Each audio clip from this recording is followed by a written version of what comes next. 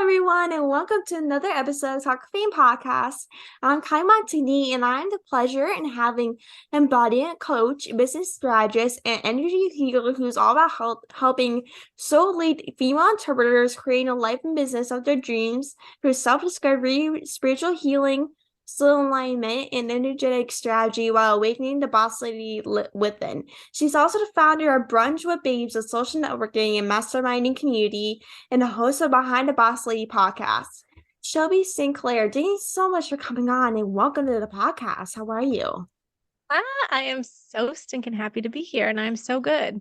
Thank you. Of course, I'm so happy to hear that. So, tell us more about why you started all the work you're doing today. People don't know who you are and stuff and why you started. Can you kind of give us an insight why you started all the work with female empowerment, female entrepreneurship and all that stuff? Yeah, of course. So I entered into the world of entrepreneurship back in 2012, right after college. I just knew that I didn't want to go down the typical road of working for somebody else. And so I had went to school for fashion design, visual communications. I stepped right into launching my own online clothing business, and I did that for 3 years, which gave me a lot of insight and aspects into the world of business. But not only that, being in the world of fashion gave me a bigger picture of everything that women have to deal with and Mm-hmm. everything that women have to embody and become just to be seen, heard, accepted, and all of those things.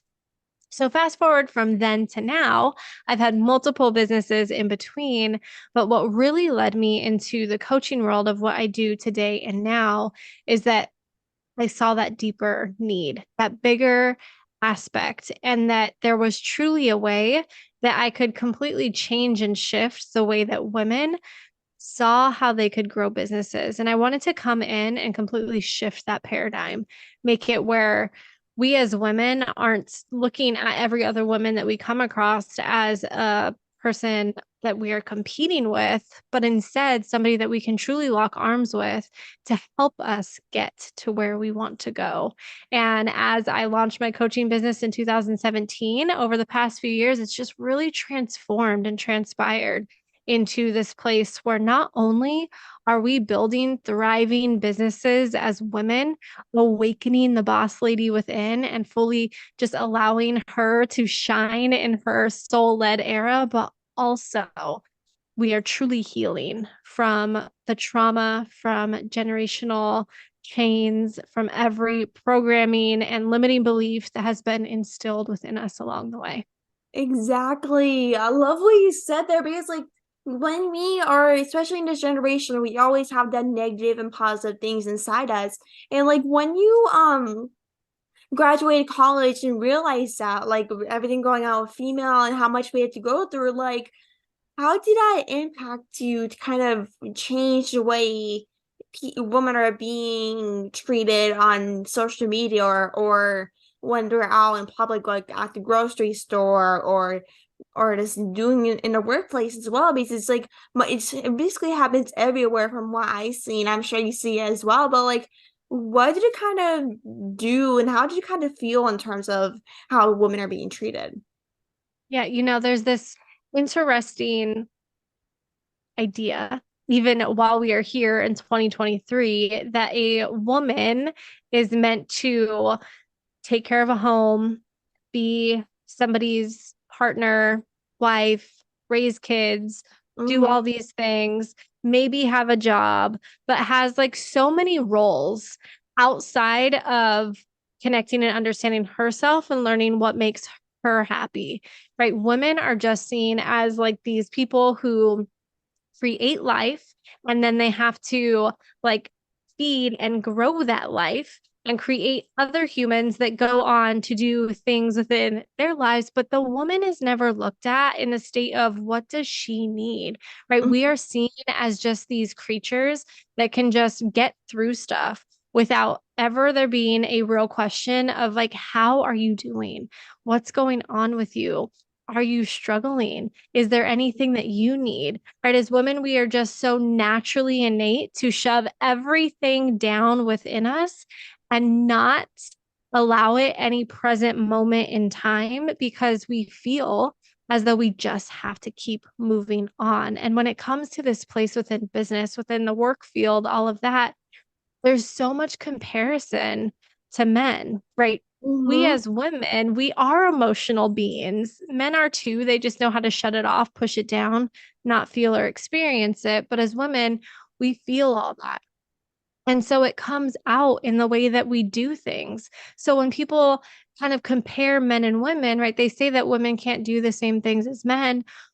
Why? It's not because we're not capable, but it's because we have emotions and we have things that are coming up and we want to understand and we want to feel seen and we want to feel heard. Whereas Mm-hmm. men are like, just put on their pants and like, whatever, like, I'm a badass. I'm going to move through it. Everybody listen to me. This is what has to get done.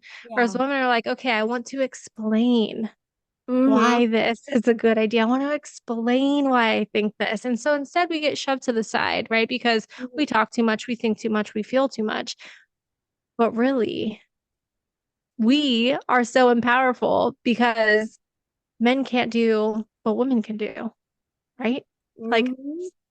they can't birth babies. They can't feel all these things and do all of these things and be able to still get through the day. And so in the work field, it's just interesting how we have to just shove things down and push things away and just make it seem like we we aren't meant to have the success that is our goddamn birthright that we are meant to have. Definitely. Like I think you like explain what Alex is going to say, I feel. Because like when like men, I feel don't have like the pain, not the pain, but it's like they don't have to go through what women have to go through at the same time. And so like they don't have to have kids, like they can have kids, even though it just like comes seriously some men could, which I don't know if it's true or not, but there's some things around it.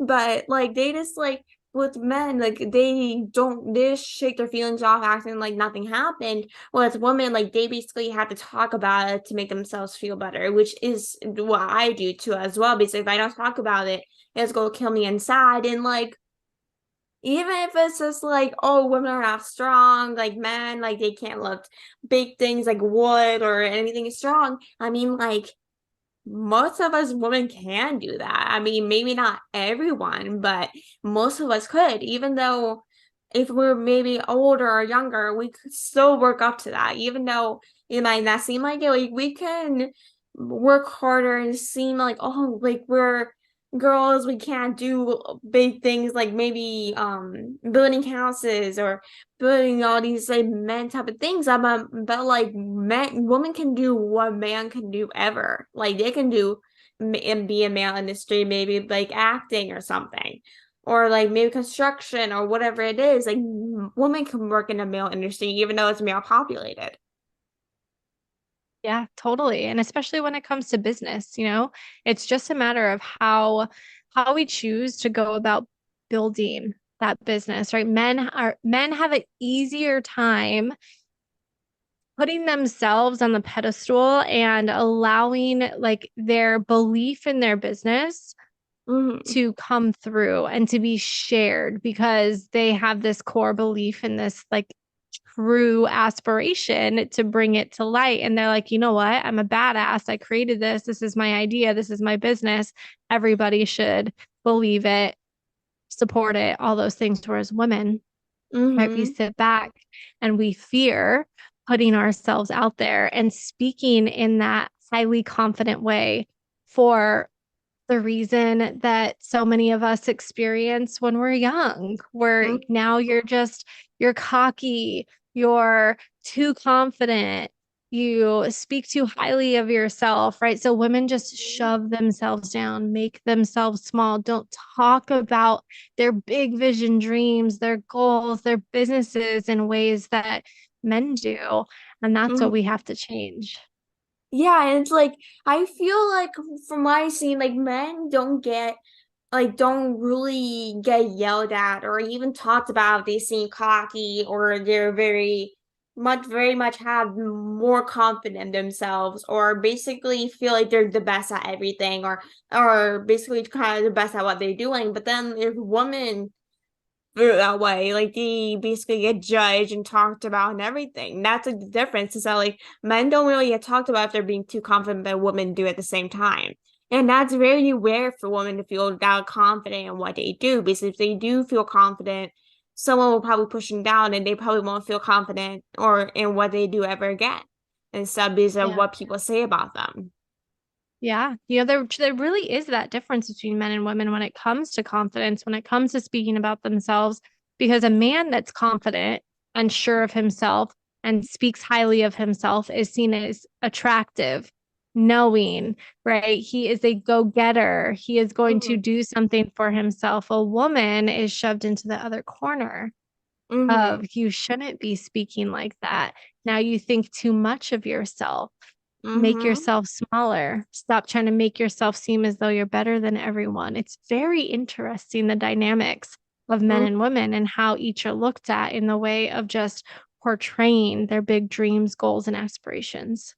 Mm-hmm. Like it's just like when people, like when women especially talk about this thing, like when they talk about this to other people, whether it's their colleagues, family, friends, some people be like, "Oh, that's not true. This is not a problem." Like people don't speak like that. But then, like sometimes, like when girls or even women talk about this problem, like a lot of people don't believe them, because like they're women, and basically they don't believe that people are saying these things about them, because like they might be this thinking out for attention, which some women probably are, in my from what I hear and what I see. But it's like it does happen to most people, about like being confident and making getting attention on them for saying those things. Yeah, yeah. That's why we have to heal, right? The more that we as women focus on healing ourselves, healing these parts of ourselves that have been made to be small, that have been shoved down, that have become a bad thing when really it's the most inspiring part of ourselves when we can truly believe in who we are and we have that confidence. If we just allow ourselves to heal from all of those systemic beliefs about women being confident, then we can really begin to shift that dynamic, right? But it just starts with one woman doing it and her inspiring one more woman to make that change, to go in, to heal those parts, to understand why she started believing that about herself, right? Which this goes back generations and generations past, Mhm. but Yeah. to begin healing it now so that our generations moving forward aren't as affected by these beliefs as we are today. Definitely. And like, how like do you help female entrepreneurs break the business programs in their business? Yeah, first we start with that healing aspect because there is so much that has to come up, be uprooted, be understood, really tie together those connections of why the belief is that, a lot of women struggle to show up on video or to show up consistently on social media. And the reason for that comes back to what we're just talking about, right? This fear of judgment, this thing of being displaced, misplaced, told that they're being too much, they show up too much, they talk too much. We have to heal these different things at the core so that then when we have this state of confidence and a state of belief within ourselves, we can then start implementing the business strategies in a way that it works for us. A lot of times, what I see business owners doing when they come to me and they're like, Shelby, nothing is working. I have tried absolutely everything I possibly can. And I'm at the point where I'm ready to just give up. I'm ready to just walk away from my business, go find a normal job, and just give up on every single dream that I have because I don't think that it's going to work for me. And what I notice and what I see is that so many times all of these women are going and they're purchasing this strategy from this person and this strategy from this person. And they're trying to come over here and they're trying to receive this strategy over here and they're implementing it and they're doing all of the steps and putting in all of the processes. But there's a core piece as to why it's not working. And that's the internal part, right? There's this part of them that believes that they're still not worthy. So let's say they have this business, that they have all the strategy and everything implemented, but there's still this belief deep down in their core that they aren't worthy, that they aren't Mm-hmm. valued enough, that they won't actually succeed. And so when we have that energy within us and we have these energetic blocks and we haven't healed them, worked on them, understood them, released them from us, all of the strategy that we try to put in our business, it makes it really, really hard for it to happen. And that's why women get to the point of breaking and being done. So, like, I can't keep trying this when really the answer is just going within.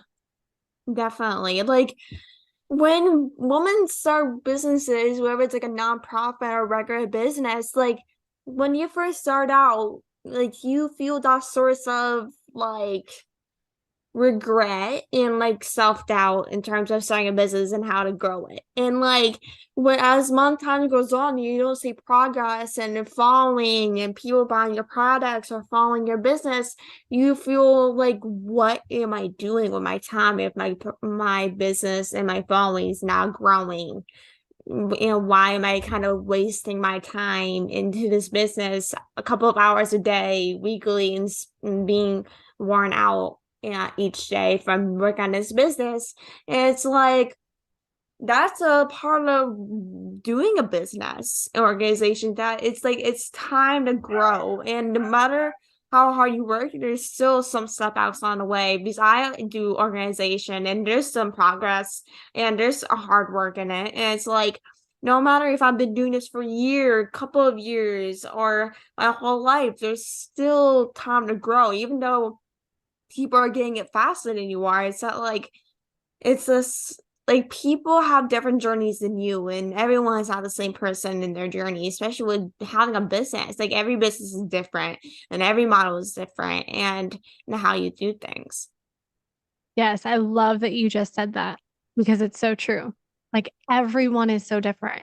And it's easy to sit back and it's easy to compare where Mm-hmm. we are in comparison to where someone is. And it's easy to look at somebody and feel like, oh, they were an overnight success. It just happened so easy for them. But we don't know what all they've been through. You don't know what their exact journey is. A lot of times people aren't sharing every single step. They aren't sharing every single hardship. They aren't taking us on every single part of their journey. Yeah. But even though they look like this overnight success, we have no idea the path that they walked, how hard it was for them, right? I truly believe that we are only given as much as we can handle. And Yes. even though it might seem like we are given moments in life that are the hardest thing that we have ever dealt with, there is a divine reason. And if we allow ourselves to change the perspective and look at things that we experience in life, look at the hardships, look at the areas that we are struggling as moments of lessons for us to grow through, we can completely change the way that we walk and move through life, where instead of this hardship being a setback for us, it's the thing that takes us 10 steps closer to where we want to go. For sure. I like, but you literally said it perfectly. I love how like you like explain it all. Like with especially being a woman, like, especially like or doing this, like it's just like a lot of men for are thinking like, oh, women can't work hard in their business. Like it's like they way different, but it's like especially being a woman and men, whatever gender you are, everyone has to work hard in what they do, no matter what. Like sometimes each day I'll literally stay up till 1 in the morning doing work, whether it's like podcasting or work on my other projects or something. Like it's always working, always hard work, and like it's just like even if you put in a lot of hours, there's still like a lot of work to be done, no matter what. Yeah. And you're like, how did you come up with the term awakened boss ladies? I wanted to ask you. Because that's like awakened boss ladies, like it's like very empowering. Like awakened boss ladies, like it is like very like uplifting. Yeah, because so when I first started my coaching business, let me just say this. When I first started my coaching business in 2017, I launched it as the Boss Lady Agency. And I have been running my business as the Boss Lady agency from then until just about a month ago when I switched everything to Shelby St. Clair. And the reason I did that was just because I have so many things I'm doing at once that it just made sense for my Mm-hmm. business to have this overarching of my name. But I loved the aspect of Boss Lady because it got me from where I was in 2017 to where I am today. And I've Yeah. helped hundreds of boss ladies over the years. And the differences and why I termed the people that I work with and what I get them to is the state of becoming an awakened boss lady is because we are truly tapping in, understanding these women at a soul level and awakening that passion, that purpose, that desire within so that they can lead their business as a boss lady, but in this awakened form where they realize that every single thing that they want to do, they are capable of, and it's already within them, and they have the power and the will, the desire and the drive to get there. And it's just a matter of them anchoring in and like being determined Oh to yeah. allow themselves to walk that path of continuing to be awakened and to be the boss lady that they're meant to be. Mm-hmm. Like every woman that is in a career field like business or marketing or whatever it is, every woman is a boss lady, no matter what. Like whether like how hard you work or what you do, like every woman strives to be the best person they can be, whether it's like your motto or whatever model you go through, like every person in this world right now in 2023 is important, is rocking his world by stride, no matter what situation you're in. Absolutely. And like, what are some strategies you use to like build your business and other businesses? That is such a good question. I feel like there are so many strategies out there, but one that I think I will share because it's something that is so different than anything else out there. A lot of times when people come to me and they say that they have been trying to, let's just say, grow their social media following or find new clients or get sales within their business. And I ask them how they're doing it. And so often they say that they're just cold messaging all of these different people on Facebook, on Instagram. They're just finding people, sending them a generic message and like hoping that it somehow leads to a transaction in this money exchange.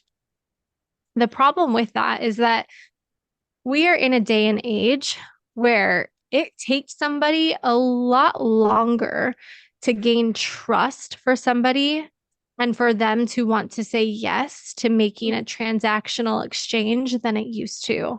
And Yeah. why is that? Because there's been so many scams. There has been so much stuff that has occurred. People have been screwed over. Promises have been made and they haven't been fulfilled. And so there's a lot of fear and worry about coming across somebody that you don't know, you've never actually had an interaction with, you don't know the values or morals of this person, and you really don't know what they do within their business. So when somebody is going and they are still implementing this cold messaging strategy, I challenge them to do this differently. Focus not on just going and messaging a bunch of different people every single day and hoping that maybe one conversation comes from it that maybe leads to a sales call or maybe leads to them saying, sure, they'll check out your link. But instead, actually get really determined to make connections with people. Mm-hmm. People love relationships. They love to feel seen. People want to know that they're seen as another human, not just a money sign in your bank account. So when you are implementing a social strategy and you're wanting to not only grow your followers, your accounts, but also the money that's coming into your business, just go ahead and follow 10 accounts each day and then just start interacting with them. Like genuinely get to know this person. Go on, like their posts, comment on a few, actually read the caption that they write and comment, right? Engage with them in the stories. Don't make it about having a conversation about the work that you do. Continue showing up as you provide value. And as this relationship starts to grow, once they start interacting back with your stuff and questions start getting asked and they realize, oh, this person might add value to my life, at that point, you can create a further conversation to see if they are somebody that you could work with. But the cold messaging thing, like we we gotta stop. I get 20 to 30 cold messages a day, and I can't tell you how annoying it is. It really So is. like, It really is. let's just and get to know people on a personal level and watch how it changes your business. It really does change your business because, like, with my sister, like, she did the exact same thing when she started her business in terms of commenting and reaching out to people and stuff. And, like, that's honestly the best ways. Like, once you comment and follow them and stay tuned, like, that's the best way to actually make that connection in terms of business to business. And if you guys have the same mission, feel free to reach out to them, say, like, hey, like, I love your posts and everything you're doing.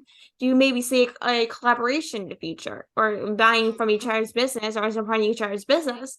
Because that way you can build that connection and maybe do something in the future. Maybe it's like a workshop or an event or something together to help other people in the future. Like, you may never know, like, even that small page, whoever has like maybe 500 followers, for example, like that might actually, from your business, whoever has maybe a couple thousand followers, they can get them a lot of followers as well and helping to do their business as well.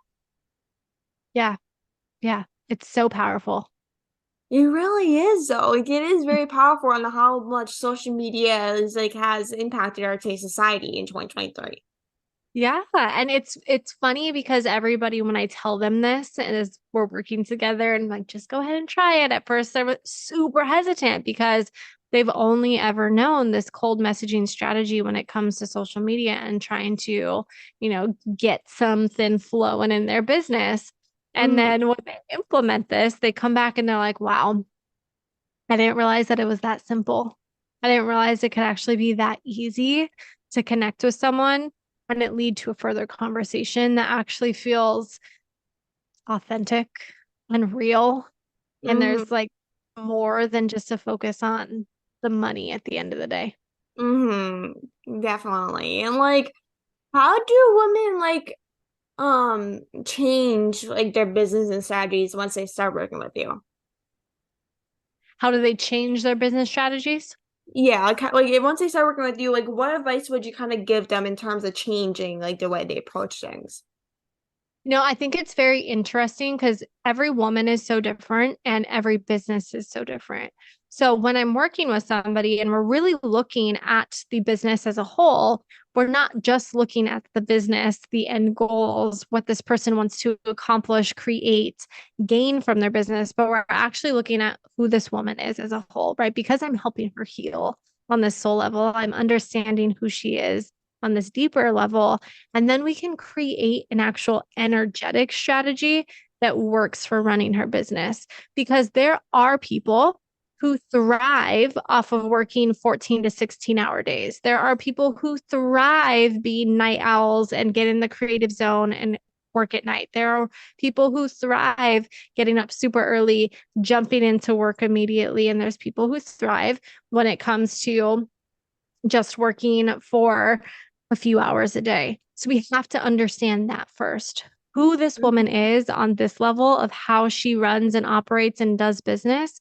And then we can go and take it a step further and see the different strategies, things that she has implemented in place currently, and then do the reworking for how it's going to actually work for her. Mm-hmm. Like I know like with every person it's much different. But like do you think like what do you see that most women always have like more social media problems or mostly how to grow their business? Like where do you kind of see most like women like struggle? I see more women struggle with understanding and knowing how to ask for money, how to share her offers, how to share her products. And that all then comes back down to obviously the business and the way that she's showing up on social media and how she's doing maybe email marketing or whatever that may be. But at the end of it all, the main problem that women experience is this fear of rejection for asking for a transaction for her business, whether it's a product or a service-based business. There's so much fear with saying I'm actually selling something because she says, am I actually worthy of Mm-hmm. receiving? Yeah, like I feel like every me or most women is think like, oh, am I worthy of my time into this business? I feel like most women feel that way in terms of like how to start a business or kind of a couple months in and be like, okay, is this business worthy into my time? Yeah, totally. And this is like switching subjects and stuff a little bit, but in 2018, you lost your husband when you were 6 months pregnant. Like when you lost your husband, like how did it kind of that experience kind of awaken you a little bit? Yeah, that was a very pivotal moment in my life. That was a moment where truly my business changed and transformed into what it is today and what it was meant to be always. Because, like I said, we can look at hardships and see them as something terrible that we've gone through and kind of get stuck in that darkness of it. Or we can look at the situation and see how we want to allow it to provide growth and transformation for us. So, in the beginning, obviously, when it first happened, it was very dark because it was, how could this happen to me? I had already experienced so much in my life, from growing up in a cult religion to having my brother go down the path of drug abuse, to getting married to somebody I didn't know, ended up in a toxic relationship, getting divorced from that, finally discovering Shelby for who she is, connecting with my husband, getting married, and finally feeling so fulfilled, not only in my career, but also in my life. And then this all happened while I'm pregnant, right? In this moment where I'm like, oh my God, everything is happening. Like my business is thriving. I'm helping so many women. I have an incredible relationship. Our family is growing, right? We're just going with all the steps and all the things. And so it was gut wrenching because it was like, how could this happen to me when everything finally seemed good and I was happy? But instead of staying stuck in that, I allowed myself to say, what did I gain from this? What I Mm-hmm. gained from that was that he taught me what really being loved and loving somebody was like. He taught me how that could feel and how that could be. And he also left me with this beautiful gift of a part of him still here on earth with me each and every day that I then got to lead and watch grow. But when it came to my business, there was this moment as I was in my journey, like there would be days where I'd be good. And there'd be days where I was an absolute hot mess, tears running down my face, like no idea how I was going to get to the next day. And I remember there was a moment, it was like a light bulb went off, and I was like, this is it. Like, this is it. Women experience so much, and we are just made to believe that we just have to shove this down, right? Mm-hmm. Because right now I'm going through this horrible grief. I'm pregnant. I have a business. Don't know how I'm going to do all of this on my own anymore. And I have to just figure it out and shove this down. This is why we struggle in life, in business, because we don't know or are given the time to heal. And so that's when my business and everything that I do really took this shift into focusing on the healing aspect, diving into the woman first so that she could begin shining outside of all of the hardships around her. That's super inspiring. So, like, when you lose someone that you love, whether it's like your husband, wife, or parents, or a grandparent, like, it changes you, I think, for the better. Like, when I lost my grandmother a couple years ago, I was very hard, but I learned to kind of get over it as time went on and kind of work on things and kind of not stop, like, kind of stop, like, crying, being down all the time when I'm going through that grief. Because I know like he or she might won't want us to be down the whole time. They will want us to be living life all the time. Exactly. Exactly. We can take those moments, and instead of allowing it to be this moment where we're in great despair and grief and sadness, we can look at it and be thankful for what we had with that person. Definitely. Like that's the best thing is that like as long as you have that memories and stuff that you can hold on, just hold on to them and think about it and like think like, oh, I had some good memories with them that I'll hold on to that I can always share with people around me. Yeah, exactly. Yeah, and I think that's the perfect way to end off this episode. And I think you so much, Shelby, for taking time. Your story and everything you have to offer is super inspiring, and everything you're doing is amazing. I wish you the best of luck with everything. If you ever need help with anything at all, feel free to reach out. And I hope everyone enjoyed this episode as much as I did. And thank you so much, Shelby, again for coming on. I really appreciate it, and hope everyone's having a great rest of your day. Thank you so much. Of course, have a great rest of your day, Shelby.